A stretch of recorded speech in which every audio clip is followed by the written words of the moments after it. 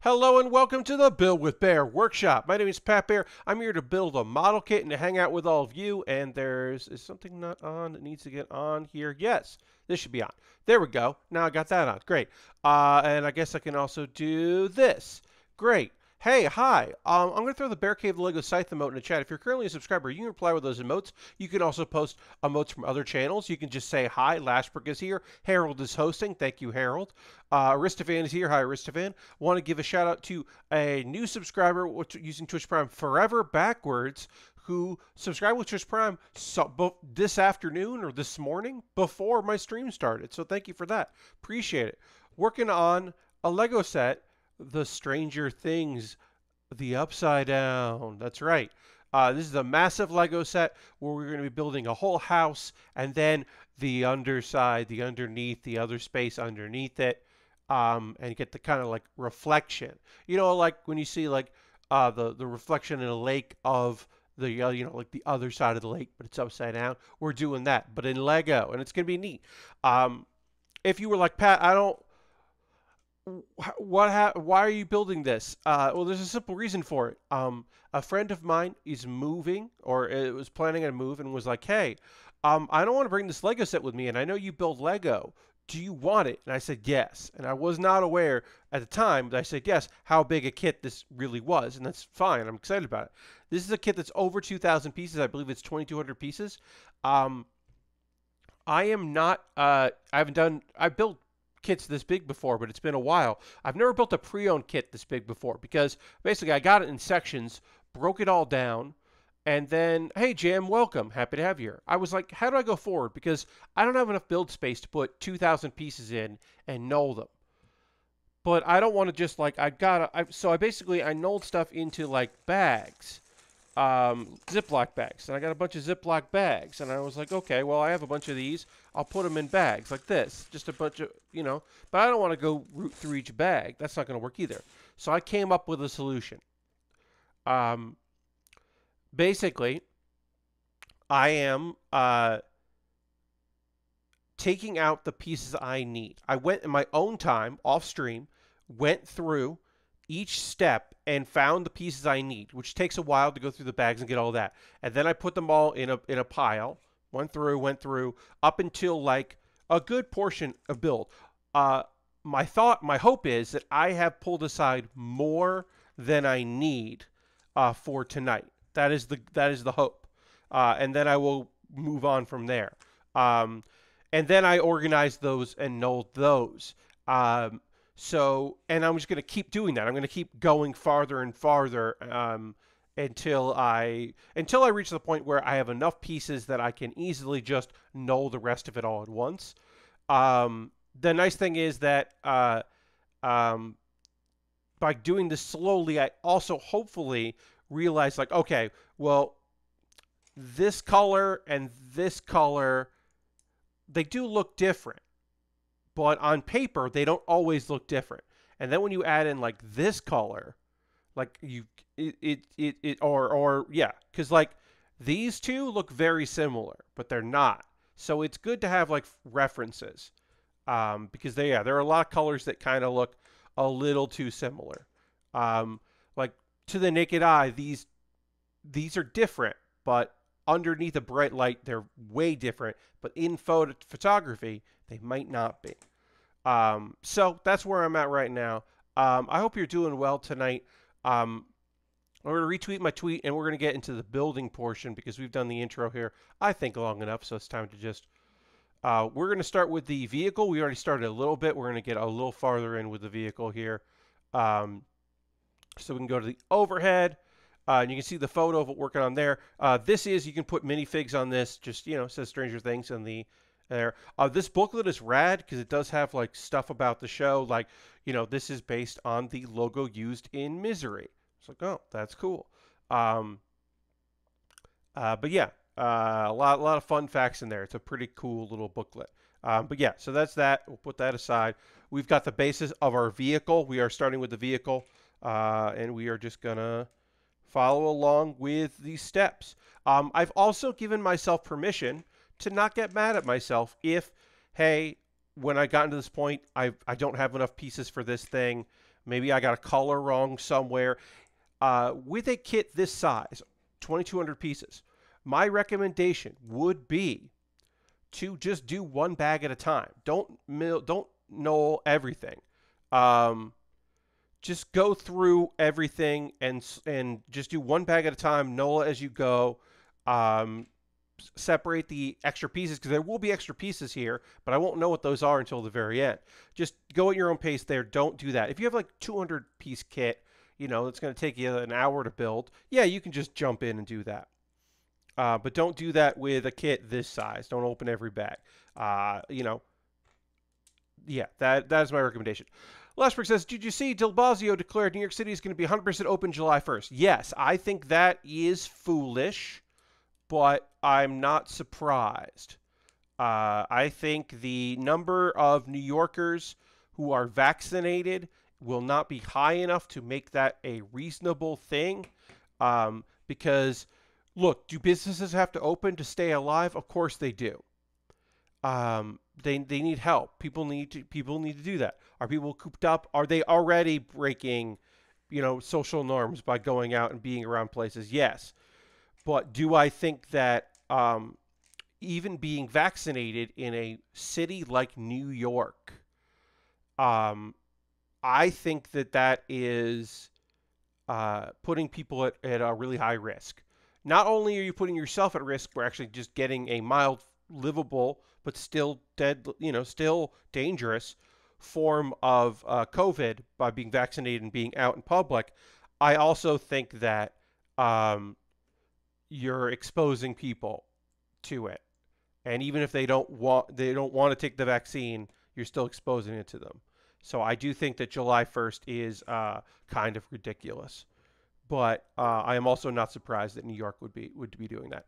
Harold just cheered with one, maybe cheap, but I wanted to get to 69 for the month. Yes, Harold is now 69 bits. Thank you very much for that, Harold. I appreciate it. Yeah, nice. Thank you for that. And every little bit helps and counts, and I appreciate it. Yeah, so again, working here on this car. But yeah, places have opened up. I think New York is so big that it is very dangerous to do that. But I also am not surprised. I won't be surprised for anything. Because now I'm not surprised that people are surprised that folks are going to keep wearing masks. The idea that somebody out there is like, what? You're going to keep wearing a mask when you're in public? Why? And it's like the very simple thing of the flu is down. People are having less allergic reactions for the spring weather. Simple stuff like that. Other countries do it all the time. When I'm going to be in public places, I'm going to be in a city. If I'm going to be getting, going to the airport, I'm wearing a mask. I'm going to keep wearing a mask. I'm not going to stop doing it. Being in public spaces, being around people, large groups. I was talking about how I can't believe that I would ride the subway with my bare hands touching a subway pole. And then I would go into my house, my apartment, and I would make a snack and then eat that snack after work.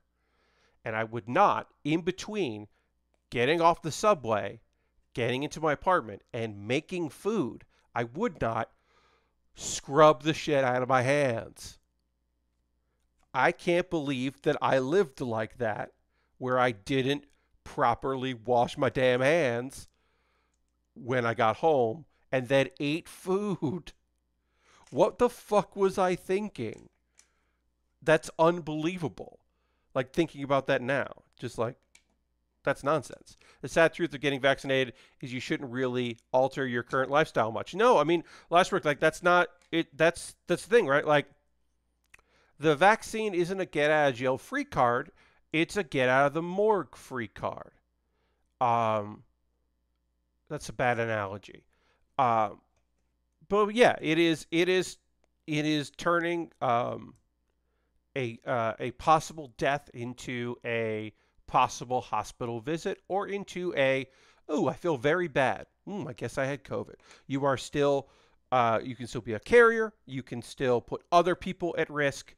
You should, yeah, we're not done with this because also opening up is going to push back herd immunity for a very long time, which we need for folks that can't get immunized.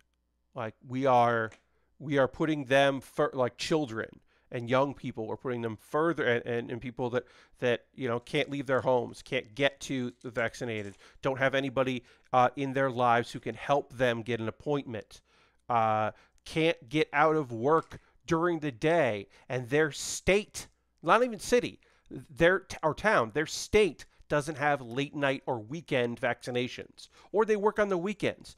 But, so like they can't get vaccinated.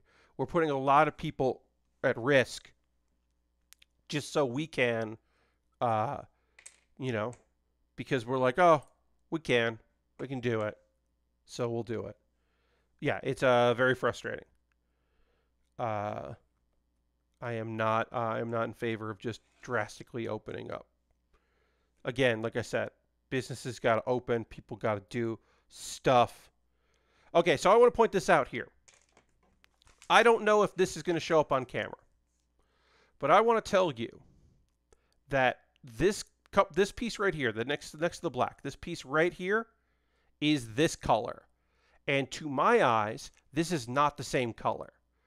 Getting second dose tomorrow, hell yeah. Hope I don't feel like shit all weekend. Well, Jam, I can only tell you from I can only really talk about my experience and my family's experience. Neither myself nor my parents had any side effects. We took the second shot. We had Pfizer, rubbed the arm directly after, waited, nothing. For me, it was taking the Band-Aid off my arm because I got hair on there. That was the most annoying part of getting my vaccine both times. So to me, these colors don't match up. They just don't look the same. It doesn't play super well on stream. But I just want you to know. So that is the real thing with these, with doing this, is just like, just giving myself the opportunity to be like, all right, did I do the right color here? Maybe. But like my immediate thought when looking for that was to look for this color.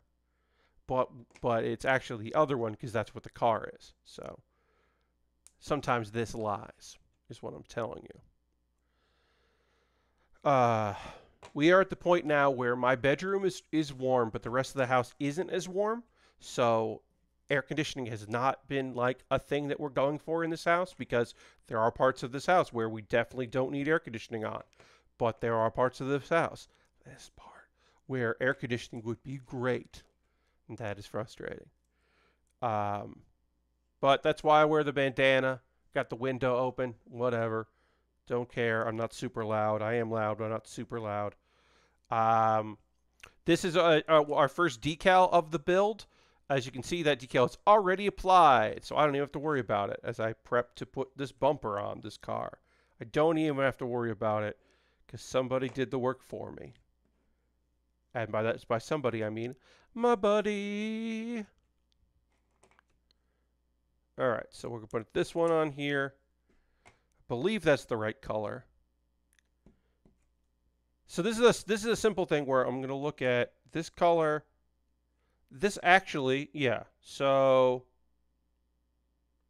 this is supposed to be the light gray because the dark gray is this. This is the dark gray. And that looks closer to the light gray than the dark gray. So I'm going to go with that. Now, maybe at the end of this build, I'm going to be missing a light gray and I'll have a dark gray. And I goofed, but whatever. Be easy to fix, and also that's fine. I'm okay with that. Let's see. Here. Okay. Let's talk about let's get into the thing I kind of want to talk about tonight. The thing that I've been. I have a YouTube obsession right now. You go through stuff where you're watching a bunch of content, and I've gotten to the point now where I've watched like a lot of different stuff and used the YouTube algorithms to find new things and checked out stuff and discovered things on my own and recommendations, and trying to find new food shows, trying to find new comedy things and various entertainment videos and going through old stuff. Um, I didn't know this was a thing on YouTube. I knew this was a television show originally in Canada, then aired around the world via Discovery. Um, Lee Straub, Survivor Man. Survivor Man is just on YouTube. Full episodes are just on YouTube legally, not just like uploaded. Like legally, full episodes are just up and about.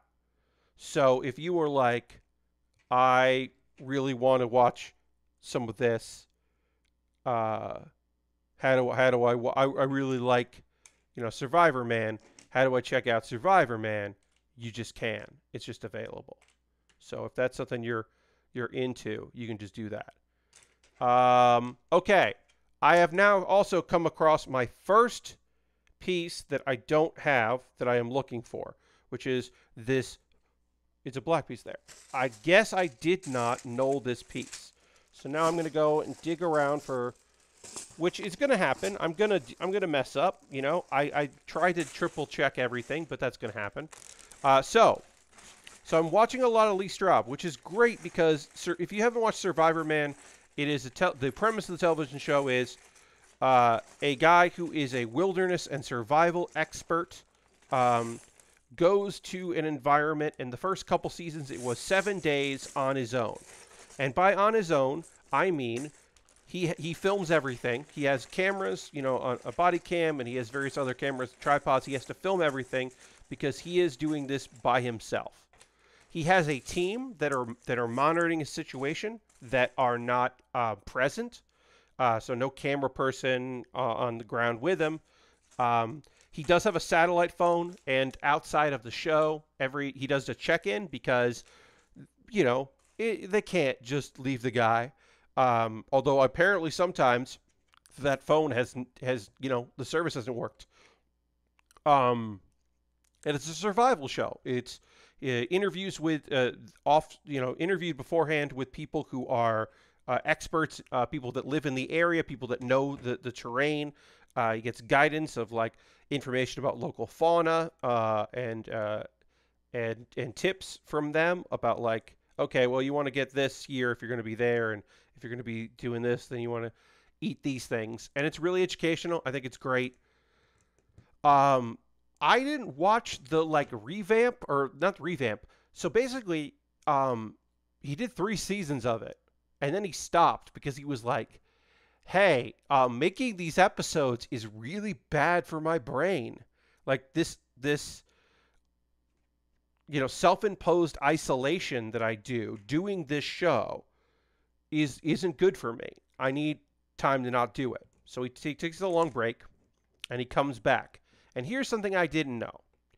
One of the reasons why he came back was because the popularity of survival shows and survival, in particularly survival YouTube content or wilderness content on YouTube, and how some people who make that content put themselves in danger and then give advice to other people that is bad advice that also puts them in jeopardy, and how he feels a responsibility about that, about how he takes some responsibility for encouraging people to like. Because there's a whole video where he's like, this is a video that's different from my normal ones. This was, on, television, where he's like, we're going to walk a trail, and we're going to talk about somebody that did this trail, which is well known, and popular on YouTube, that passed away.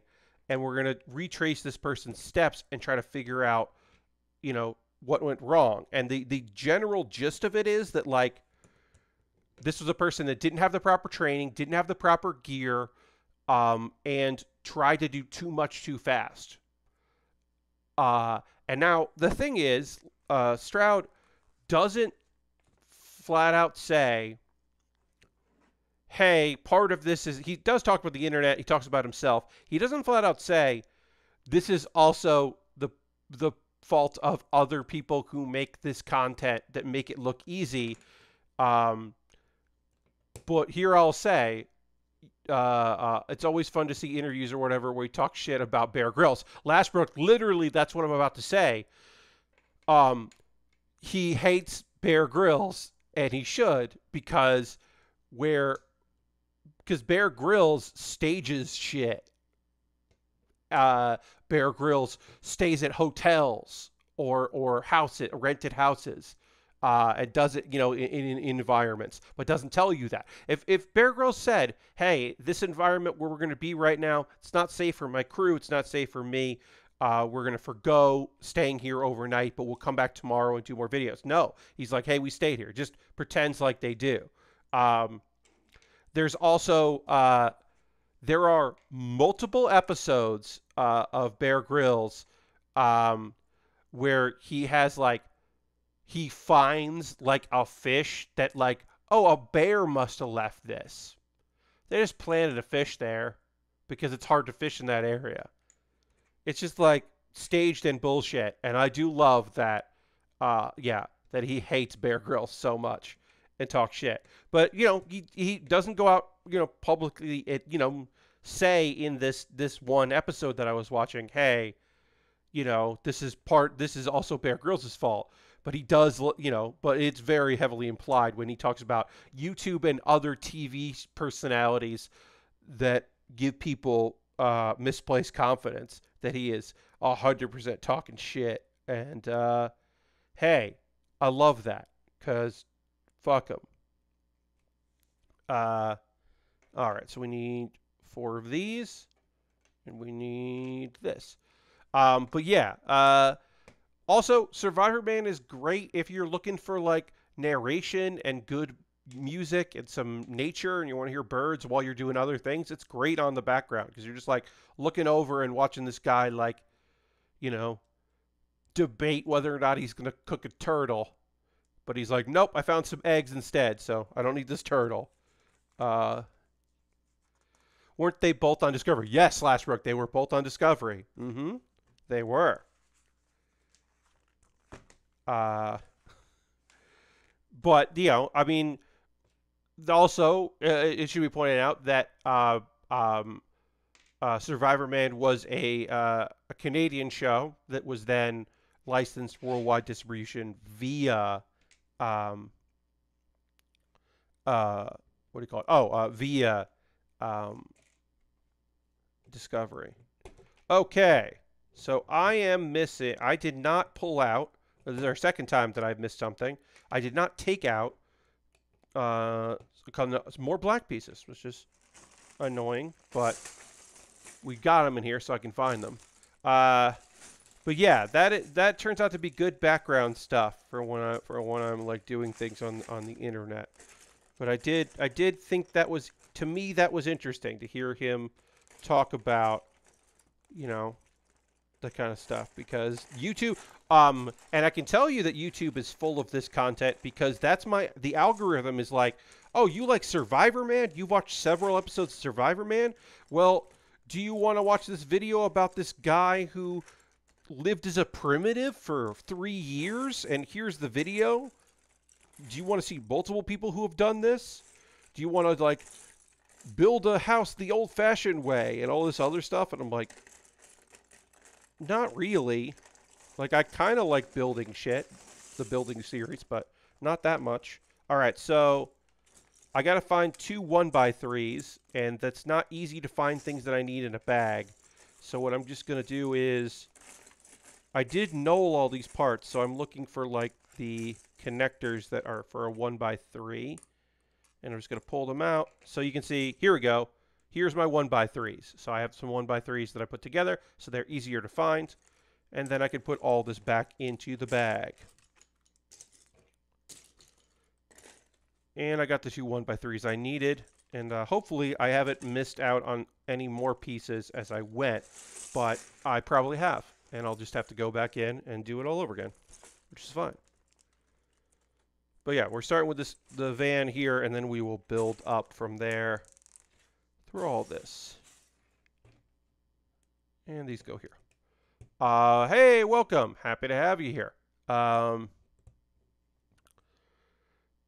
Yeah, so I'm getting a lot of recommendations right now of videos to watch that are not stuff that I'm typically into. But, you know, I'll also like what's the other thing that I've been kind of watching? I've been watching a little bit of Dark Side of the Ring. The extended versions of episodes, like the director's cut episodes, are on YouTube, and so I've been watching a bit of that because it's kind of interesting to see the stuff that wasn't in the episode, the extra stuff. Some of it's kind of incredible. Um, Obviously, it's called The Dark Side of the Ring. If you don't know, it is a series that looks at some tragic and sometimes kind of goofy, but oftentimes heartbreaking and tragic tales from the world of wrestling. Like a few of them are just like fine. Like there's like, hey, let's talk shit about the Brawl for All. Did it actually hurt some people's wrestling careers? Certainly did. Did anyone die because of it? No. But at least it wasn't like life threatening. It just like sped up the end of a couple people's careers, which were probably not in a good position. Uh, but yeah, I think some of them are really great, and some of them are like, oh, here's a person who mysteriously died, uh, and this documentary series gave closure to this person's family. I forget the name of the wrestler, but there was a wrestler from World Class Championship Wrestling who had died under mysterious circumstances, and people never knew what happened. And his family got closure that it was uh, uh, believed to be the person said this was an accident that people tried to cover up. Um, there's no one after you. This wasn't a hit or anything. You're safe. And so this woman got some closure. And then they're like, hey, we couldn't tell this in the episode because it didn't fit anywhere, but this lady also like was briefly married to Jimmy Superfly Snuka, and Jimmy's mom married this lady's dad. Also, this didn't fit in the episode, but what the fuck's up with wrestling? What's going on with wrestling? Um, yeah, it's very very strange. Those things are wild. All right. So I didn't do this right. So what happened here?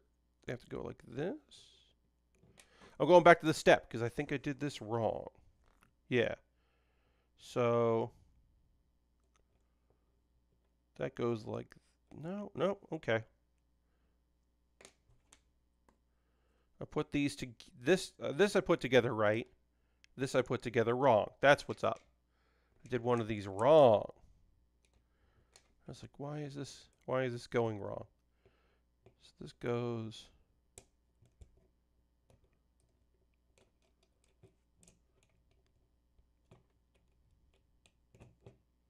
okay, so this goes like this. And this goes like that.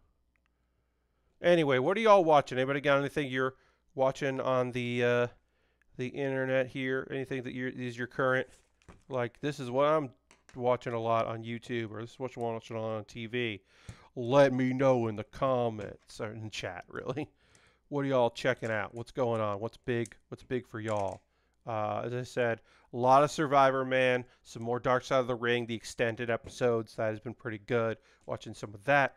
Um, you know, more food shows. Still trying to find good food shows. Uh, you know, that's about it. Some podcasts that are also uploaded to YouTube. Been kind of trying to watch or have those on while I do stuff, instead of having just so many podcasts that I'm not that I just won't ever listen to on my podcast app. Uh, I was like, well, instead of just having all of these podcasts that I'm just not gonna ever listen to, what if I have some on in YouTube and kind of check it out that way? So I've been doing that. It's been fine. But yeah, let me know if you're watching anything on the internet or whatevs. But yeah. Well, let me know what's up, chat. I'll say last night played Hearthstone. Not too many folks hanging out during that, which is okay. That is all right. That is fine. But I had a good time up until the part where it just became very clear that I was just not going to be winning games. Like, I think we lost three in a row very quickly in like rapid succession, and I was just like, "Oh, we're done tonight." I'm just like hitting a bad streak where things are just not working out for me. Oops, I put these on too soon. This is a later step. These are all. I put these on first. I need gray 1x4s. Did I not? Okay, here's another thing I didn't pull out. I didn't pull out gray 1x4s. I need two gray 1x4s. So I got to find my gray pieces. Here's the gray. Found it. So now I'm just looking for gray 1x4s. And when I find that, I'll be ready to put those in. So got to kind of pull them out here. Lastbrook says, I watched the first episode of Rutherford Falls last night and liked it. I don't know what that is, but cool. Rutherford Falls. Yeah, I have no concept of what that is, but I'm glad you watched it. I was on a podcast. I can talk about this now. I was on a podcast, which was very fun. I'm going to get the deets there. I was on it yesterday. I don't think I put it in my information. I should have. The must have seen TV is a podcast. The Must Have Seen TV podcast, and I'll put a link in the show description on my YouTube archive of this video. But I'll also put it in into chat. But yeah, I was a guest. This is a podcast that watches episodes of sitcoms. Must Have Seen TV podcast. Yeah, and I just realized I didn't talk about it on stream, so I'll talk about it now. It is a podcast that watches sitcoms. Brett White, who writes for Decider, does a lot of culture stuff. We just watched some episodes of the Barney Miller Show. We watched an episode of the Barney Miller Show, which I had never seen anything from. We watched a late episode season 6 of the show. There are a few things I didn't know about Barney Miller that I can now share with you because I now have some information about the show Barney Miller. The number one thing that I learned about that show is it is a character actor's dream. It is it's propaganda. It is a police show set in the mid to late 70s when the show aired. That focuses on a police station. And the focus of this show is the cast of characters that come through. You got your cops, you got your suspects, you got your victims of a crime, you got a bunch of things. And it's just full of character actors. It's chock full of character actors. The main guy in this episode, the guest star in this episode, was in 6 other episodes of the show over the years, like once a season, and he played different characters every time, and I fucking love that shit. It's gritty. It was funny. Like, everyone got a chance to be funny, which is pretty cool. It's not great, but like pretty cool. Okay, so about Rutherford Falls, it is a sitcom on Peacock. I'm mostly familiar with it because I'm told it's the first American TV show with an indigenous show creator and also has an indigenous writer's room and cast. I had not heard about this show. That's awesome. Thank you, Lashbrook, for sharing. That's cool. I will have to investigate because that seems. Again, these are decals that my friend Mike put on, so I didn't have to do them, which is neat. Windows. So yeah. So Barney Miller. Yeah, everybody gets to be funny. The only downside of watching the episode we watched is that the episode that we watched, unfortunately.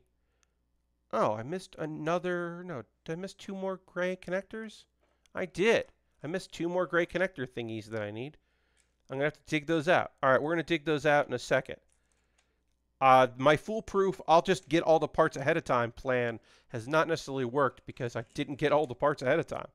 But this is still better than just rifling for a bag for every little piece that I need. So at least this is moving. So I'm feeling better about that. But it's not perfect. So yeah, Barney Miller and character actors. There's a reoccurring character in the show who is a district attorney. No, he's not a district attorney. Sorry, he's a defense attorney, and he is clearly a scumbag defense attorney, right? In this episode, it's nice because he's like actually supporting somebody, like he's trying to do the right thing, and everyone's surprised about how angry he is about what has happened to a former client of his, and even he is surprised about his reaction. But it's very funny because at the Brett, who runs the podcast, was like, "Yeah, this guy was in. He had a recurring part. He was in several episodes, but also."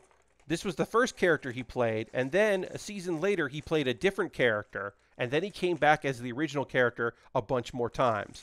But like every other character actor on the show, it would just be like, well, it's a couple seasons later, time to come back on this show. The actual thing about Barney Miller, which is available on, I forget what service we watched it on, so I apologize, but it was a free service where I had to watch ads, and the ads were terrible.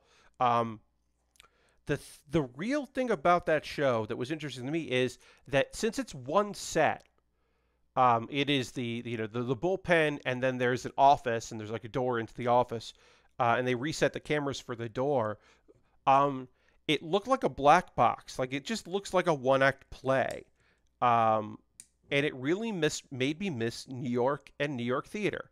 Hey, here's a pumpkin, which is probably a reference to something in Stranger Things, but again, haven't seen the show. Can't tell you what the pumpkin is a reference to, other than there's a pumpkin in this police car. But yeah, it was an interesting, like, this is a show I have no reference, like, A&E didn't show reruns of Barney Miller. I have no, like, actual, like, relationship to this program. It's just like kind of neat that it existed, that like I got to see this thing. Also, Abe Vigoda, who I really only know from The Godfather and from being reoccurring bits on Conan, he was on the show, but then before the episode of the season we watched, Barney Miller, he had left the show because his character Fish was so popular that they gave him a spin-off series, which then like had already been off the air because it didn't do particularly well. But yeah, it's kind of neat, kind of fun to check it out. So yeah, I'll link that when I talk about stuff you can watch, and they'll be in the show description on the YouTube video if that's something you're interested in. If you're watching this later on YouTube, what's up, YouTube? Oops, I dropped a piece. Luckily, I am on carpet, which means that if I drop a piece, it doesn't really bounce anywhere. It might, like, it'll fall, certainly, and then I have to go and get it, but it doesn't, like, bounce and then become impossible to find, which would happen when I was building in my old apartment in New York. When I was building there, often if I dropped a Lego, it would bounce on the hardwood and then scatter and just like bounce away from me. And then that would be very frustrating to try to find. So the solution for this is like access to this back here are these just kind of fold in and out, which is kind of neat. That is kind of a neat feature on this vehicle that we are building here. All right, so we'll keep working on that. Sooner or later, we will finish this vehicle, and then we'll be able to, you know, build the, actually start building the house, the main thing. Good night. Have a great stream, Pat. Harold, you have a great night. Thanks for being here for a bit. Thanks for the host, as always. And I'll see you next time. Happy to have you here, my friend. Let's see. We will take a pause at the calls in about 15 minutes or so, but right now, just chilling, just hanging out. Let's see. Oh, this was a funny thing. I had a person cold pitch me today on Twitter about a proposition. Oh, I don't know if this is your thing, but the new Castlevania season trailer dropped today, and I'm excited. Lashbrook. I have liked that show less and less as the seasons have gone on. That's not to take away from it. It's just I think I liked the first season the best, and it's been a bit of diminishing returns for me. I am overdue for getting Netflix for a month, so because there's some stuff I want to see on Netflix that I haven't seen yet. I just don't have it right now. But yeah, that show I liked the first season, and then yeah, it's kind of been like okay, okay.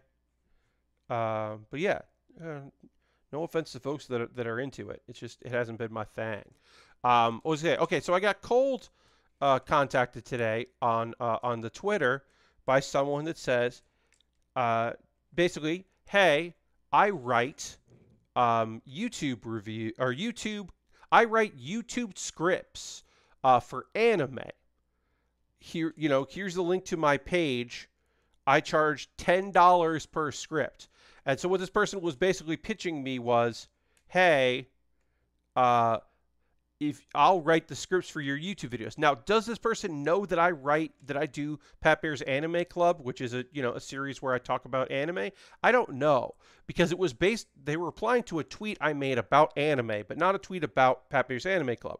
So I have to assume they just do that. They just email people.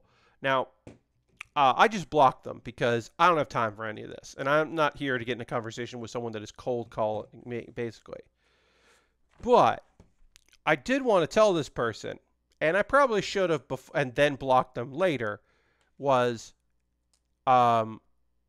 literally as I'm telling this, I am now blocking somebody, a spammer here. So I have to go and ban this person. Literally banning a spammer here. Fosque1233 want to know if I want to be famous, which is great timing.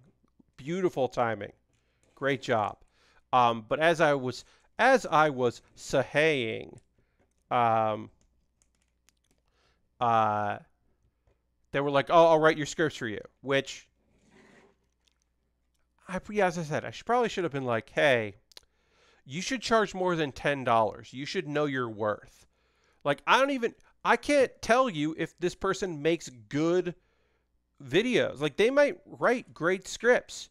Even if they write terrible scripts, they should be charging more than $10 for a script about like a topic on anime on YouTube.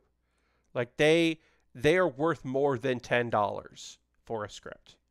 Like, that's just sad.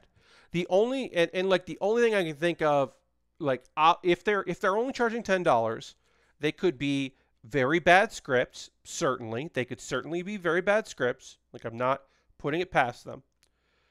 Or it could be that they are good scripts, but they are or they don't exist. They're not actually scripts. They are most likely, here's my thing. If you're only charging $10, then you are getting transcripts of YouTube videos with very low views, and you are just copying those videos and trying to sell that content as your own. That is my guess, because that $10 is so low that it has to be part of a scam. So that scam is either you don't actually have anything, or you wrote like one script and you try to sell it to as many people as possible, hoping that, you can knowing you can get out of there before it comes back to bite you. Because you never said I was writing a unique script. Just, hey, I got a script and it's $10 if you want it. But it was fascinating that's like, oh, is there a market for that? Are people $10 for copyright infringement? Yeah, Aristocrat, indeed. But are there people out there that are so... Yeah, I mean, the answer is yes. The answer to the question I haven't asked yet is, are there people out there so desperate to be on YouTube and have content on YouTube that they will take someone else's work and... Because it's not even like I'll make you a YouTube video. It's I'll write you the script. You still have to do all the other work to it. But there are still people who are like, sounds good to me. Writing is the hardest part. That does make me wonder, because I have considered this in the past, and I'm certainly not above considering it again. Should I consider at some point writing actually having a actual written script for Pat Bear's Anime Club. Right now, what I do is I think about the topic I want to do or topics. I write out a bullet list, I should say, not bulletin, a bullet list of the things. I build my slideshow, and that informs kind of like how I want to go. Because as I'm putting my slideshow together, I think about where I want to say things, when I want to say things, and then I'm pretty loose in it. I often record multiple intros, just kind of getting the vibe and getting my rhythm. But it is, for the most part, like, seat of my pants, thinking about what I want to say next, knowing how I'm going to get there, kind of loose, sketch prov kind of a thing. And I don't really have a problem with continuing to do that. But it does occur to me, well, like, maybe I could do a little bit more work before some of them. Am I going to do that? Am I going to pay people to actually write my scripts for me? Of course not. The whole thing is, the thing that, like, doesn't need to be said, because like, everything I make is in my voice, and if I was going to have someone write for me, they would have to write for my voice. Like, imagine if I, like, paid someone to write a thing about a topic, and then I was just like an anime topic, like something on hey, write up a thing about The Devil is a Part-Timer, because there is a person in my YouTube comments that really wants me to cover that show. So, like, hey, write a script about Devil is a Part-Timer. And how maybe is it answer the question, is it the best modern isekai adaptation, which is kind of an interesting thing to think about, but not something I'm definitely going to talk about this, because I'm like, no, I don't know. Well, yeah, like, that wouldn't be in my voice. It wouldn't be anything, and also it would probably just be a copy and paste of a Wikipedia article about it. All right, so now we're getting into the big friends. Now we've got our vehicle. We did our vehicle. Here's our vehicle. Look at there. There's our vehicle. From roll. We did it. It's got its windows that pop out from, well, not easy to pop those open, so I'm not going to do that. But yeah, they can pop open. Yeah, there's our vehicle. We did that. Now we're going to work on the house. We're starting the house. And this is where, like, looking at the colors of the pieces, I know, like, these two pieces are great reference to be like, okay, it's not this color, so it's another color. Okay, well, I have these two things, so I know it's not that. That has been great to have as a resource. But basically, we are building the floor that is also then, I guess, the ceiling or whatever. Again, I don't know about this show. I'm making a lot of educated guesses based on pop culture conversations about this show. It was something that I didn't have Netflix when it first started, and it didn't seem interesting to me. Also, you may know this about me. I have talked about this before. I will talk about this again. I am very bad with the concept of children in peril. That as a plot device, as a full show, that is not something that I am into or have any interest in watching. So a show about young people who are dealing with all of this nonsense is not an appealing proposition to me. Even if it is set in the 80s and seems like it's pretty cool and wears its influences on its sleeve. Also, some of its influences are obviously Stephen King, and that is something that I was like, I think I'm good. I just think I'm good about watching this show where kids are in trouble. But like I know who Eleven is. Like I can tell who Eleven is when I, like at a comic convention. I'll be like, oh, I know what character you are playing or you are cosplaying as. I can get that done. All right, so working on our base here, and we're just slowly building everything out, putting things where they need to be. I love this one piece here because I don't think we're ever going to see it, so they're just using this because they got a lot of them or whatever. This is the only piece that is this color in the whole kit. I like that. I just like seeing those there. All right, this is going to go like this. And now we need the red goes like that. Hey, what's up, Dirty? Happy to have you here. Welcome, welcome, as always, my friend. We're working on some Lego stuff. We finished the vehicle here for Stranger Things. Secret color only known to the builder. Yes, like you see this kit here and this little thing. This is a stand that you can put some minifigs on. There's little pegs here for the minifigs. Nobody knows that this one piece is a different color than the rest of it. Why is this one piece not black? I don't know, but it's not. And I like that a lot. That is very fun to me. I'm going to drink a little water. We are going to take a pause for the cause in a couple of minutes, but we'll get a little farther on the base of this. Also, we might hit a point in this next hour where I've finished all of the pieces I have already knolled, in which case we then just start going ahead and doing organization for the next part. Because I don't want to be like, okay, now I need a 1x3, three 1x3s in black, and then put the thing on the piece. I don't think I want to do it that way. I think I want to just be like, okay, what's the next step? Organize, organize.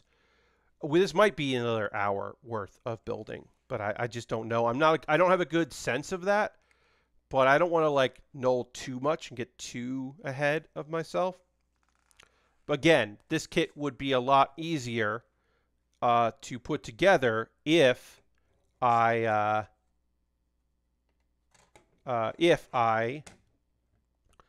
it wasn't a borrowed kit, if the or a kit that someone gave me here. Hold Dine Beer is rating with a party of two. Welcome, Raiders. This is the Bear Cave working on a Lego set. You're more than welcome to come hang out. Happy to have you here and enjoy. Heyo to you. Lashbrook says, yes, indeed, a raid. Thank you. Welcome. So Sony accidentally put the Demon Slayer movie up for sale for a bit. And I got to watch that without going to a theater. I'm glad I didn't either. I thought it was fine, but not really mind-blowing. Yeah, so Lashbrook, it's one of those things where expectations get really high for anime movies, and I don't know why that is. Because, okay, so I can understand why in the case of, thank you for the follow, in the case of Demon Slayer, it's the continuation of the first season in the manga. They're basically just doing, instead of it being part of the second season, they just did this arc, which wasn't that long, and made it into a movie. And I think that's an interesting idea, to just be like, this is canon, it's the movie, this is the next story. If you don't watch the movie, it'll be summarized briefly, in the second season of the anime when that comes out. We're just going to do it like that. I think that's an interesting choice. In similar way that like the movies for My Hero Academia are considered canon. They're not directly from the manga, although referenced. Some of the things have been referenced in the manga, but they're considered canon. I like that. I think that's totally like an interesting choice. But it does mean that it can't like take big risks, because it is like it has to just like exist and be fine. It doesn't have to be like a weird thing. Like it's like One Piece made weird movies. They went like real weird directions. Now, not a lot of them are great, but some of them are good. And I always appreciated that they were that show, that that series, its movies like took some big leaps. And some were better than others. My wife and daughter went to see that movie and enjoyed it. They have watched the show, and my daughter has read the manga. Hell yeah. I'm glad they enjoyed it. Yeah, it being the actual story continuation led me to expect more than just any anime movie. Yeah, it really is just like, as somebody that likes Demon Slayer, from what I had heard was, it is a fine adaptation of a fine part of the manga. But I think because it's canon, people were expecting more from it, which they don't expect necessarily from movies about anime. They don't always expect that anime movies are going to just be, they usually expect them to be bad. Uh, and also part of it is the fact that it's made so much money. Like it's made so much money. Like it's made so much money in Japan and now internationally as well. That I think because it did so well, people were like, "Well, I guess it must be incredible." And it's like, I mean, it's mostly that it's just an incredibly popular series that has gained mainstream acceptance in Japan uh, and just grew and grew. And then also in the Western audiences, one of the things about Demon Slayer that's kind of incredible is um, it got so good that people went back to it after giving up on it.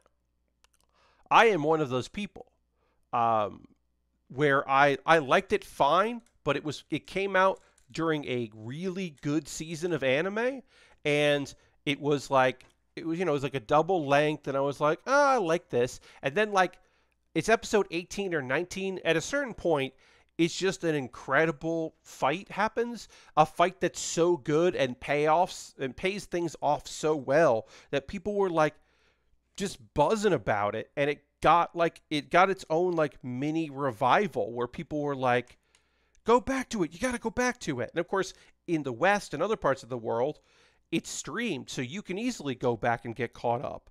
But it had like this like very rare resurgence that you just don't see. It's the high grossing movie of all time or something in Japan, right? Yeah, it is. It is incredibly profitable in Japan. And I think because it got like this like vibe that like, well, it must be the best anime movie of all time. Instead of just like, yeah, it's a very serviceable, good movie for a very popular series. And a series that like also in Japan, predominantly for Japan, you make anime to advertise the manga. And it did. Like people really got into the manga, and the manga, by all accounts, is very good. So people really got into that, which then led to people like other people getting the manga because they started seeing it charting, and then those people started watching the anime, and it just becomes this like bizarre cycle that's very cool but very strange that it just did so well. All right, so gotta put a 4 down here. Put a 4 like that. Put a 3 like this. But yeah, I haven't seen it yet. I had heard that Sony had it up for a little while by mistake early, and then that is how some people were able to watch it, which is like, how does that mistake happen in the year 2021? That's just so bizarre. And two, like, good on people. You know, all like, hey, Aristophan, your wife and daughter went to the movies. Great, that's awesome. Pre-pandemic, I didn't go to the movies. I'm not a movie goer. So the idea of going to the movies like now is just like such a bizarre concept to me because I'm someone who rarely, if ever, went to go see a movie. So like now I'm like, oh, I don't know about that. That doesn't seem like a thing that I would do now. Because I saw Sonic the Hedgehog in theaters. The only movie I saw in the year 2020 was Sonic the Hedgehog. And then the last movie I saw before that, which was in December, was Cats. Because a friend of mine was like, I have an extra ticket to Cats. Do you want to come to Cats? And I did not have anything going on that night. So I said, sure, I will go see Cats.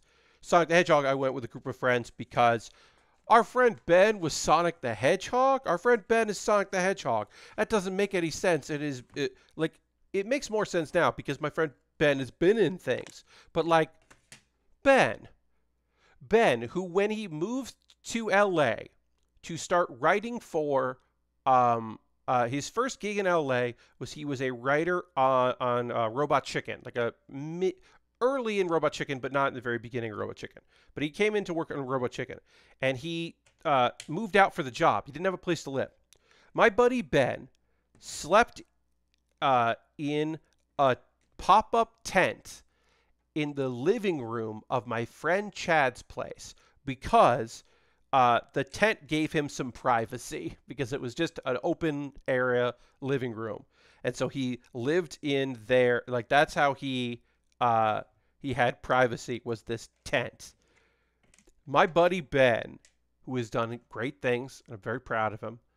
But yeah, he's fucking the voice of Sonic the Hedgehog. I was gonna go see it in the movie theaters, but I'm not a moviegoer, so like, I'm very hesitant, like to take risks like that.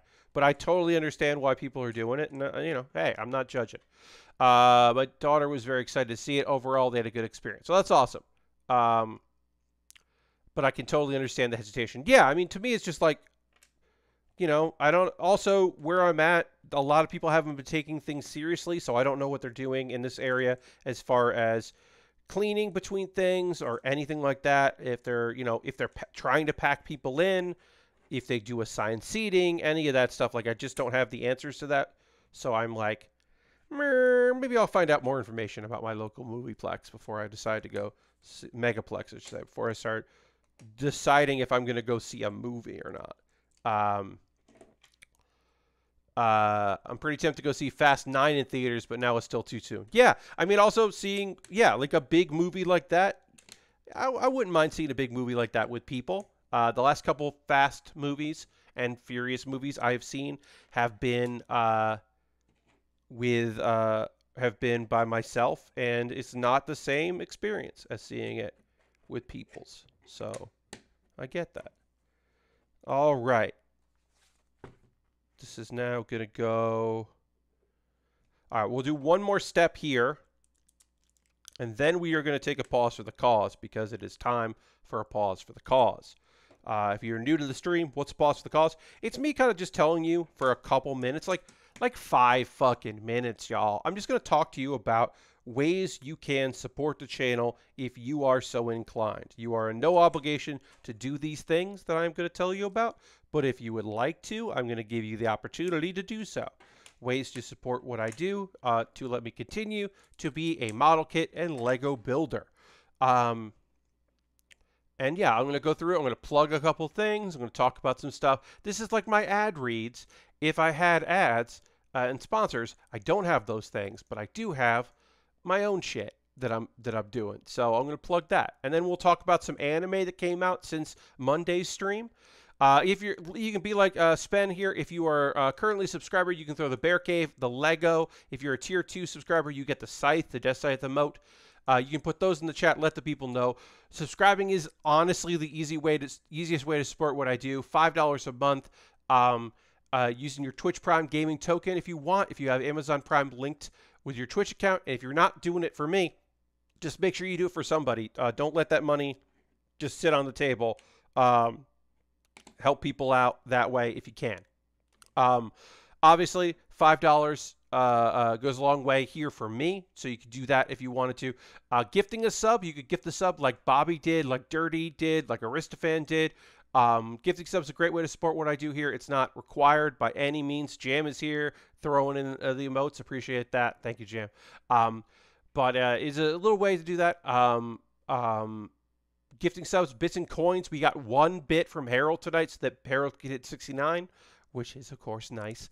I have a Patreon. Now, am I saying join my Patreon today? No. Join my Patreon literally on Saturday, which is the 1st. Wait till the new month happens, then join my Patreon. Don't join my Patreon 2 days before the new month. But I have a Patreon, and it's got a $1, $3, a $5, and a $10 tier. There are rewards for each tier. It's pretty all right. You could join that. That's another way to do the support. I have a YouTube channel. Now, subscribing to YouTube is obviously free, but I do offer memberships. You could join on YouTube and become a member there. You get a video a week early on YouTube, which is a small little thing that I can do, but it is something I could do to say thank you to people. Yeah, and then that's just like another option. It's $2 a month on YouTube. Also, if you're watching this later on YouTube, it's up YouTube, you can find all these links in the show description below.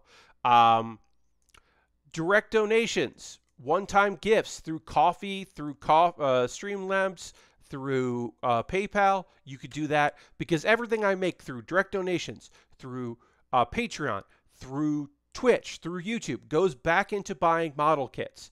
I am very close to getting $100, which is the minimum for a payout from YouTube. When I hit that, I will get a payout, and I will spend that money on model kits because that's what I do here. I buy things. Now, if you're like Pat, I know you have a backlog. You always buy things. You always try to have things ready to build.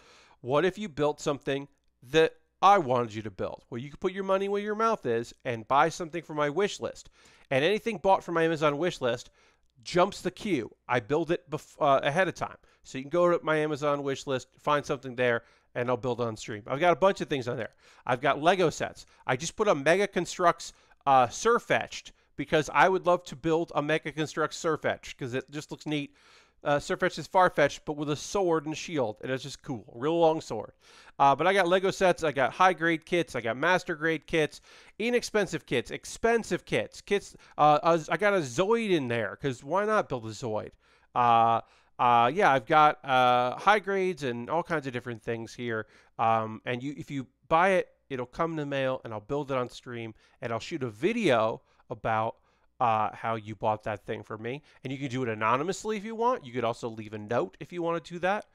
And again, yeah, they jump the queue. So I won't build either of the high grades I have. I won't build the entry grade Pac-Man kit that I would like to build. I got another Lego set that features a dragon that I would love to get going on, but I won't do that until I build the thing you bought.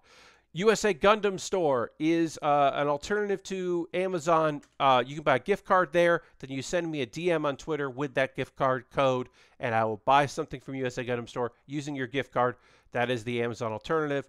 A free thing you can do is join my Discord. Again, we'll get through these quickly. I'll get back to building soon. I got a Discord. You can join that Discord. I post videos or photos of at the end of each video here at my stream. I post a photo of the stuff I'm working on. People post things they're working on. It's a nice little community. Occasionally, there are days without posts. It's pretty light. You can join that if you'd like. And now I'm going to plug a couple videos. Podcast. Yes. The must. Sorry, I have to. Brett has a weird name for his podcast, so I have to like look up the name of it, and it's fine. I'm gonna get it because it's not must. It's must. See, that's the thing. He wrote a very good. He has a very fun podcast that I'm happy to be on. It's the Must Have Seen TV podcast. The Must Have Seen TV podcast is the name of the podcast I was on. Must Have Seen. See, it's not the must see. It's must have seen because it was old. I was on an episode of the Must Have Seen TV podcast. You can check that out. We talked about an episode called The Desk, a Barney Miller episode. There is no desk in it. It was the name for an episode they did later, and they didn't change the name, which is just a weird choice. Bear With Me is a video series where I react to things. I am reacting to some martial arts students messing around with a scythe. It's fucking cool, and I was happy to watch it. And then, of course, Pat Bear's Anime Club, an ongoing video series, video essay series where I talk about a topic or theme in the world of anime. In this episode, this latest one that came out on Monday, I talk about 4 anime shows I really like this season. Am I going to talk about 2 of those shows in this very stream? Yes, I will talk about the latest episodes of 2 of those shows that really, really make me happy. Yeah, and that's it for that. I'm going to drink a little water. I'm going to keep working on this. I'm going to talk about some anime. We'll get back to building, and I will chat to you about animation. Japanese animation. And we'll keep building. So let me just put this there. Let me go here. Put this there. Oops. Go there. Okay. All right. Here we go. I am now going to talk about some anime. I'm going to drink a little water first, and then we'll get back to building, and I'll talk about some animation. All right, here we go. So, watch some anime here. Slime Diaries. If you haven't been watching Slime Diaries, it is a It's full-length episodes. I thought this was going to be a short series. It's not. It is based on the manga, The Slime Diaries, which is a companion manga to That Time I Got Reincarnated as a Slime. It takes place between the first and second seasons of the anime, and it is airing right now in between the first half of season 2 and which is already aired, and the second half of season 2, which is coming out in the near future. Okay, so this lives like this, and just, does it go underneath? Yes, it goes underneath like that. Great, we are building the floor here. We got a big floor now. Big layered floor. Again, that piece will be completely covered. You and I will know it's there, but we'll never see it. And then we'll get some dark gray 1x2s. No, this is not dark gray. Yes, this 1x2 here is this color. See, on this, it kind of looks like it's gray, but it is not. It's this. They don't have these in gray, so I know that it is this color, and then these two long pieces. Great. In this episode of the Slime Diaries, they're at a lake, and it's just like classic. It's the beach episode. It's just a classic beach episode. Girls are in bikinis. Rimuru is in an old-fashioned long suit, like one of those long one-piece bathing suits. They wish that he wasn't in it and was wearing a cute outfit. It is what it is. Veldora, who is the dragon that is inside of Rimuru, is jealous that everybody's hanging out outside, wishes that Veldora could also be outside, which was cute. Oops, this should go. How does this look? Missed that piece. Got it there. It's cute. There's a dramatic scene between the dryads where it looks like Trainee is going to be like dealing with like something serious, but that's a red herring, and it felt like it was a red herring. She's just devastated that she was not invited to go to this lake, because that is a running gag where the head dryad is just like, often they forget to invite her to places, which is fine. There's a lot of like dumb, horny bits in this episode, but it's mostly Gabata being gross and then getting beat up, and it's fine. It's not great, but it's fine. Let's see what else happens in this little episode, because they're all just like little one-off bits. There's some girl talk about the dragon girl and her having a crush, and then there's some boy talk. Of course, she has a crush on Soe, so we see him having some stuff. Also, he's apparently adopted and taken in the cat that he was like playing with earlier. He's got a little kitten now. That was cute.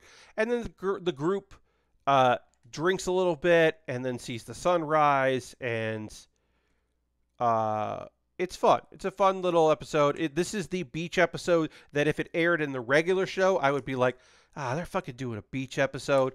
But because it airs in this like chibi, cute side series, it's like, yeah, all right. It's not great, but it's not as bad as if it had been a whole episode wasted so they could have this kind of hijinks. I was like, okay, that's fine. So yeah, at the end of the day, it's totally okay, and not particularly great, but also not bad. This is weird. This is just like a lot of steps that you have to do all at once. I find that odd, but whatever. I didn't make the call about how this gets made. And then this goes here. And then this goes here. Okay, great. Let's see. Saint's power. Says Saint's magic power is omnipotent. So I thought that we were gonna get some like more backstory in the world. I'm still waiting for more backstory about like why was she summoned? What's the great calamity that is happening? Like what's going on with this? Like what's going on with these characters? Why were 2 girls summoned? What's up with this prince? And we didn't really get too much of that, but we did get more romance shit, because this is a romance anime. This is a romance anime that happens to be an isekai. Is it one of my favorite shows this season? Yes, it is. So the the directors of the magical groups that we've already met, they meet with the king, who we haven't seen before, and the king is aware of Sai.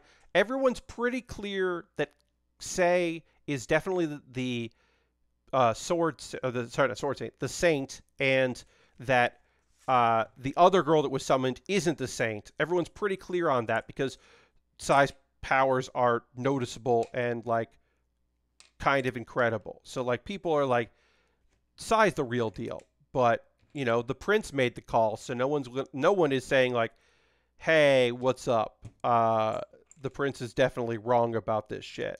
Like no one's gonna make that move.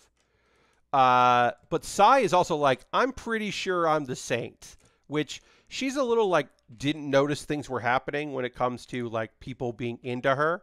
So I was surprised that she was like able to quickly be like, oh shit, I think I'm the sword saint. Or not the sword. I keep saying sword saint, that's from another thing. I think I'm the saint. And yeah, like I said, I was pretty surprised. All right, we're doing another section of the floor here, so we got to do this again. These are pieces. Maybe these will be something we'll see. Maybe they won't. This color, I do like this color quite a bit. So let's get this. Try to line this up right, so I don't have to do it again. And it goes like that. So then we put this here. Anyway, she delivers some potions. There's mention that they think she's a saint, but the only person who is strong enough to fully appraise her is some sort of magus who is asleep. And this is my first time hearing of this character. Not really said again, not mentioned again. Don't know what's up with this dude, whoever this character is, but you know, we'll I guess see this character in the future. She makes some potions, and she gets some gossip about the other saint and the prince from people that don't know that she's the saint. She has a run-in with the king that's very fun because she just meets this guy, and he's like, hey, I'm sorry my son was so rude to you. She's like, who's your son?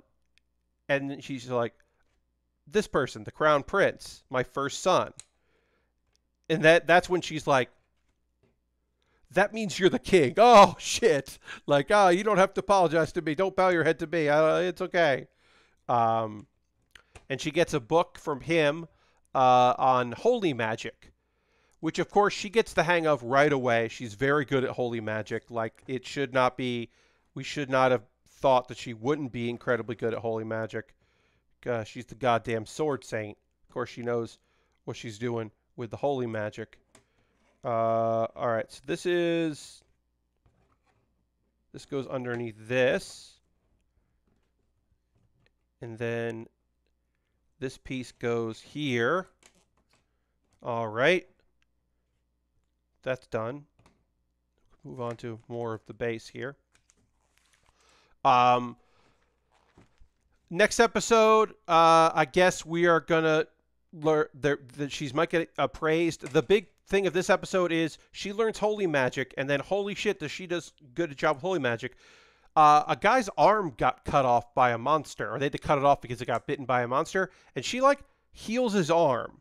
She is doing shit that people are like, this is a miracle. Like, we know about magic, but this is still, like, unbelievable what you're doing. She even knows an area effect heal and can heal, like, she heals basically, like, everybody. Like, it's good that she makes potions, but it's really good that she is just, like, she's a saint. Like, she's clearly, like, not fucking around, getting the job done, making things better for people, like, being unbelievably great, and getting the job done.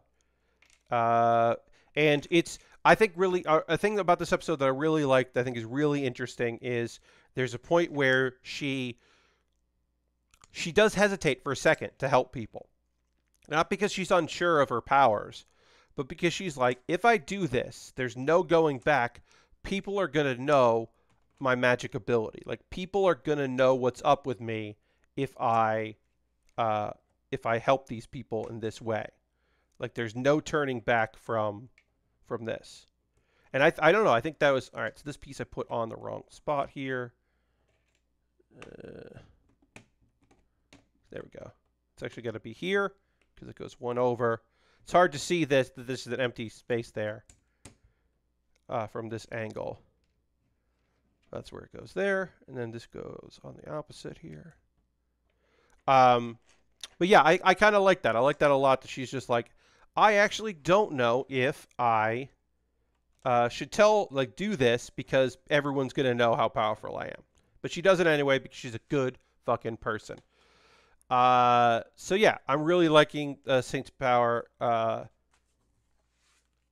Saint's magic power is omnipotent. I am hoping that we will see more of the romance stuff, but we are definitely getting into plot. And I don't know. I like the romance because it's unique for an isekai these days. So I don't know. I've been into that. Okay. So these two go here. Oop, not this.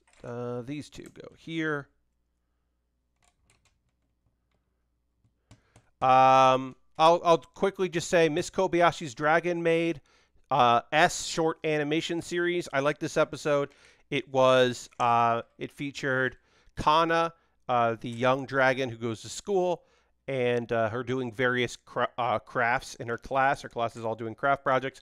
And Saikawa, the girl that is in love with Kana, makes everything about her. So it's like, because she's obviously in love with her, and everyone like recognizes it, that she's got a big old crush on this girl. Like, there is draw scenery.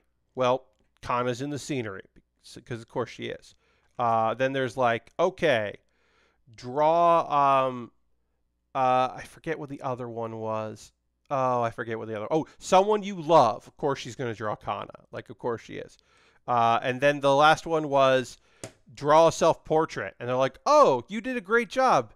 You did what they said to do. You drew yourself. And she's like, look at it. And if you look closely in her eye, you can see a reflection of Kana because that's who she was looking at.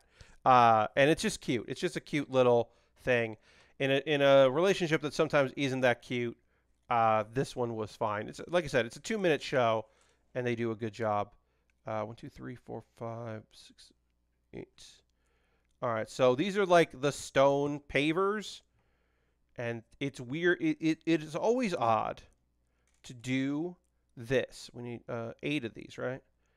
It's always weird to do this because they're like, do them, just kind of put them out there, but do it in a specific way. Because they're like, this is like the path. And like they're supposed to be like off. So you just kind of have to like do it right though. So this one goes like here. Because also I'm like, oh, I'll just put them wherever, but it's got to be in a space. I would assume you would do this later. Because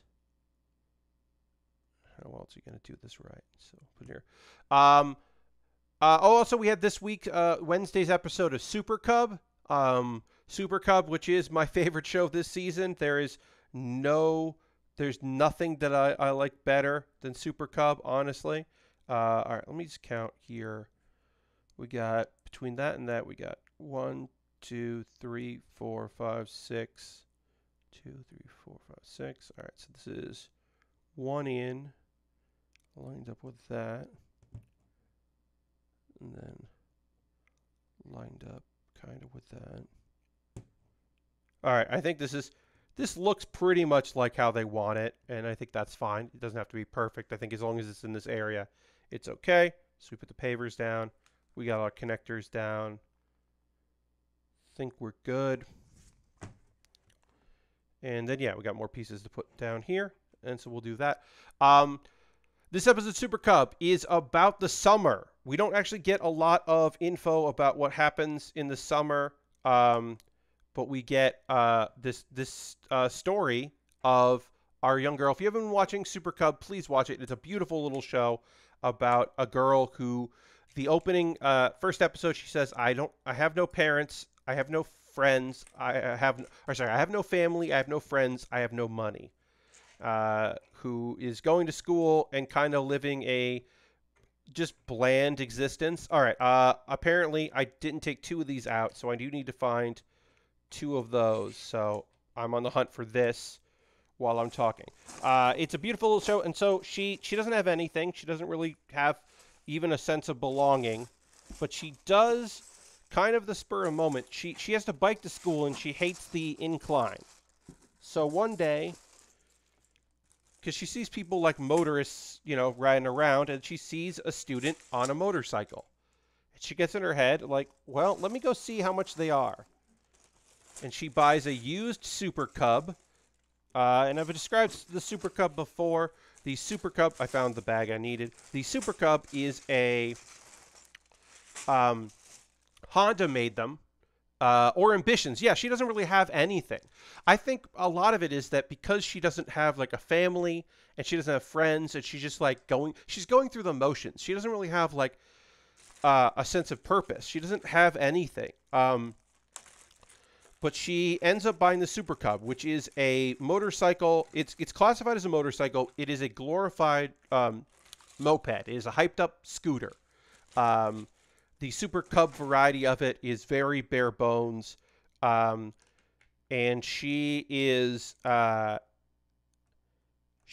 getting one. She gets a used one that had been part of an accident. So, it was tainted goods.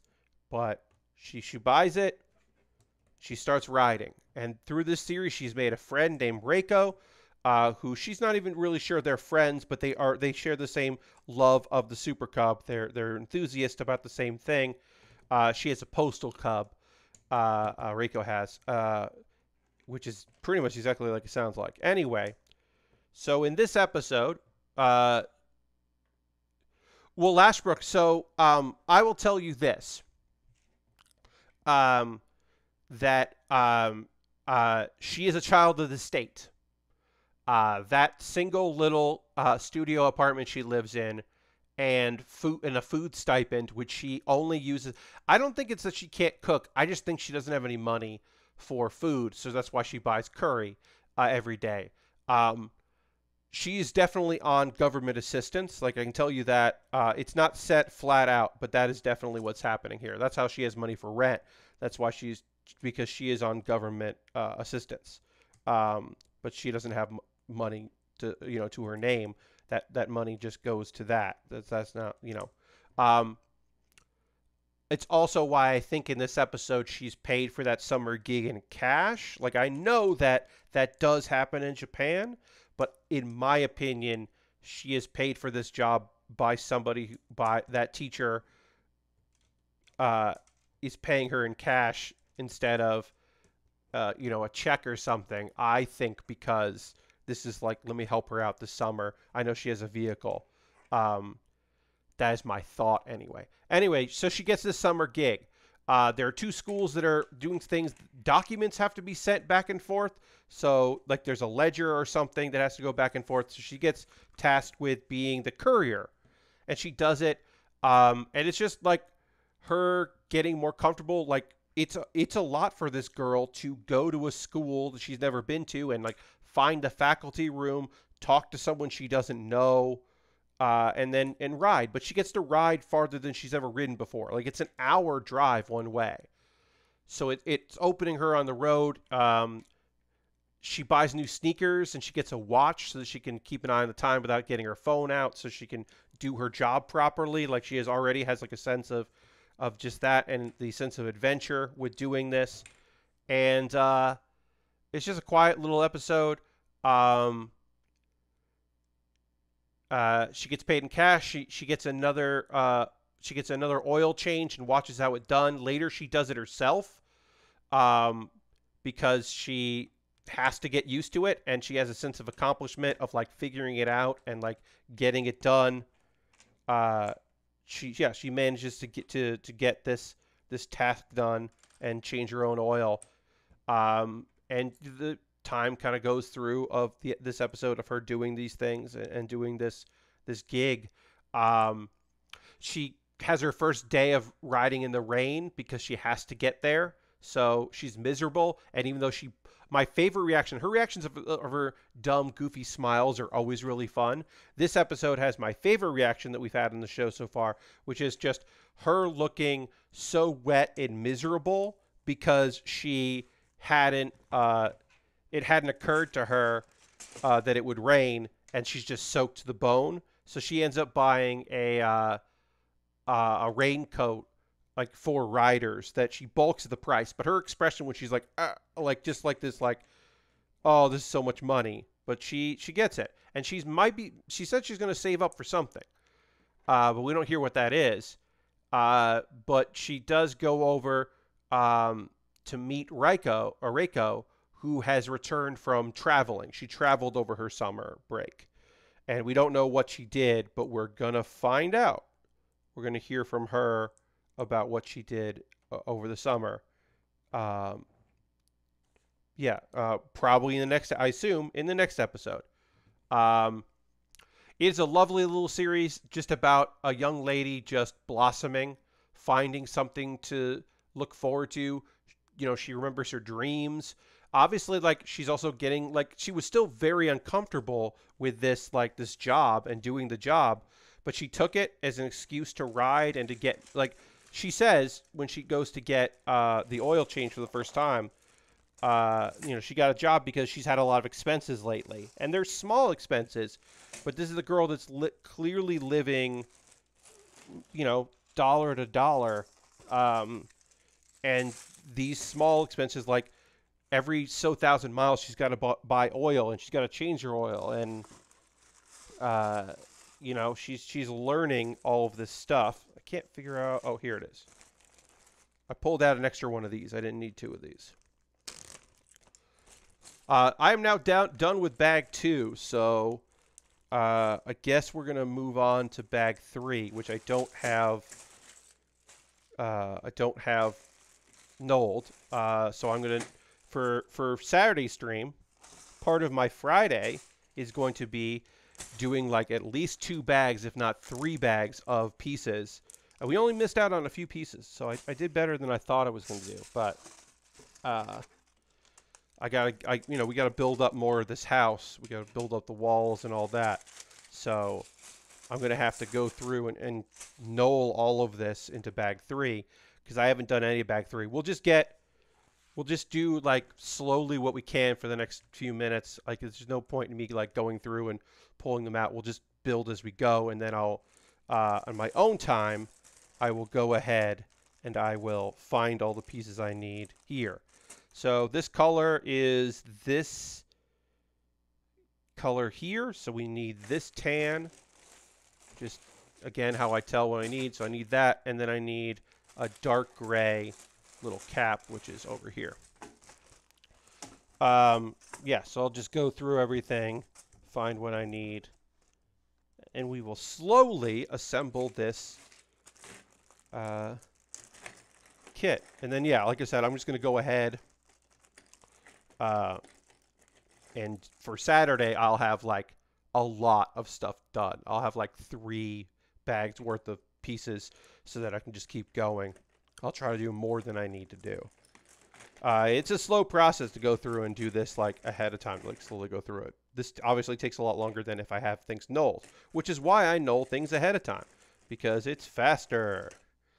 Anyway, Super Cub. It comes with my highest possible recommendation. It is the best show this season. Have I watched every show this season? I have not. Can I tell you about every show this season? No. I know that people are really liking Mars Red, and apparently it's more of the violence and the fighting is less than was kind of perceived, and it's more like a character study. I've heard very good things about that. I have heard very good things about Shadow House, which the first episode did nothing for me. I know that I will be marathoning when it's over. Odd Taxi, but Odd Taxi doesn't feel like a show I want to watch like week to week. It feels like a show that if I'm gonna watch it, it's gonna be all at the end in a marathon session, like over a couple days. But you know, I know there's good stuff out there. This just happens to be Super Cub happens to be my favorite show this season, and then my other favorite show, one of my other favorite shows is The Saints' Magic Powers Omnipotent, and then the other 2 are Isekai, which is not surprising that one of the other shows that I would like, or one of them is an Isekai and one of them is another kind of character study show. Um, those Snow White notes, the big thing about those Snow White notes is if you didn't like the first episode, you might like the show anyway, because the first episode is not that indicative of the actual vibes of the show. The first episode kind of, to me, feels like it was a proof of concept of like, this show could be a guy moves to Tokyo with a dream, with no dream, with like a passion that he's lost for music, and he finds his way. And then in episode 2, it's like, that's not what this show is. Actually, this show is about a guy who has a passion for music, has lost it, and is now in high school because he doesn't have anything else going on. So he ends up in high school, and through circumstance ends up being in a shamisen, which is the music that he plays, the instrument he plays. He ends up in a shamisen group, and now he's gonna instruct like people to have an appreciation for it, and then also find his own passion for music again. And there's a competition that's probably coming up. So those Snow White notes, I think, is beautiful. That is another show that I am a huge fan of. Although, as I said, I was a little surprised that it wasn't exactly what the first episode was pitching. It's actually a different show, but it's still a good show. And the music is fucking incredible. I mean, it's just unbelievable, the music in that show. The Snow White notes. Beautiful. And then also an isekai that I like is I've been killing slimes for 300 years and maxed out my level. It's just a cute show about a bunch of seemingly immortal characters. It is a girl and her family of girls that are in love with her, and girls that are her daughters, and girls that consider her a big sister, and girls that consider her their teacher. Just like a lot of great girls, great monster girls in a house together, just being real fucking cute. It is an unbelievably cute show. All right, we got to build a desk. We got to build a desk, everybody. Let's get the brown pieces we need for the desk. We'll get up to all the brown pieces we need, and we'll probably leave it there because I'm definitely going to have to get some parts out that I don't have here that are going to be hard to find. I got a lot of like one-off pieces I got to dig in because, as I said, it does take a while to go through all of this, to know all of this, and get everything I need. But yeah, I only messed up a couple times, so I feel pretty good about that. Yeah. So yeah, there are some good shows out there. The Maxed Out My Level show, or Been Killing Slimes, however you want to call it, is very cute, and it is. I mean, it's got some action, but there's not a lot of drama involved in the action. We're gonna get into what felt like it could have been drama in the next episode, but it's not really that dramatic. It's mostly just fine. I need a 1x2 and 2 of the flat-facing pieces. Nope, those are just squares. Yeah, again, so a lot of this, when I'm doing my own knolling to make my life easier, is just like, all right, find the next thing I need. Then I got to dig around to find the right piece for it, which is hard. So it's a lot easier to do once I have it properly organized. Gotta go through. Okay, so I need a 1x2 here. Then I need for another tower like this, but it's got the forward-facing ones. Why can't I find that? Nope, these are just regular, and these are regular. Where are they? Got to find them. Should have 2 of them, so yeah, it's a lot of this in my own time. Here it is. I found them. They were turned to the side, so I couldn't see the front parts. This is why. Oh no, these are these are 2 ones, not the 1 ones. I need the 1 ones there. So it's like this, but it's not those. This is why I'm doing this off stream, because this part here, I found them. This part is not, obviously, I don't think, fun to watch and just watching me be frustrated. I'd rather do this while I have a podcast going. So like tomorrow, while I'm watching The Hotspot, I'll be doing this because this is a lot better. We are going to wrap up in a couple minutes. Hey, you know what? We're not going to raid tonight. I know that I always raid, but we don't have a lot of folks with us right now. And a lot of streamers have it set up so if it's under a certain number, they don't even have it show up. And I'm not blaming any of you. Thank you for being here. I really appreciate it. But our number is low, and that's just like a weird thing to go and raid with only a few people. I mean, I'll see if anybody out there is doing anything that if they're also really low on numbers, we can maybe raid. But I am debating that. Oh well, yeah. A few people have some low numbers, so maybe we'll raid. I guess we'll raid. It's just gonna be just a few of us, and I think that's it's not the best, but it's okay. It happens. All right, so we got to put this here, and then I need the other 1x2. Got it right there, and then we've got some of a desk, but we have to put like a boombox on here, and we got to put like a microscope on here, and that goes. We can just put the desk here, but we got to build the rest of it.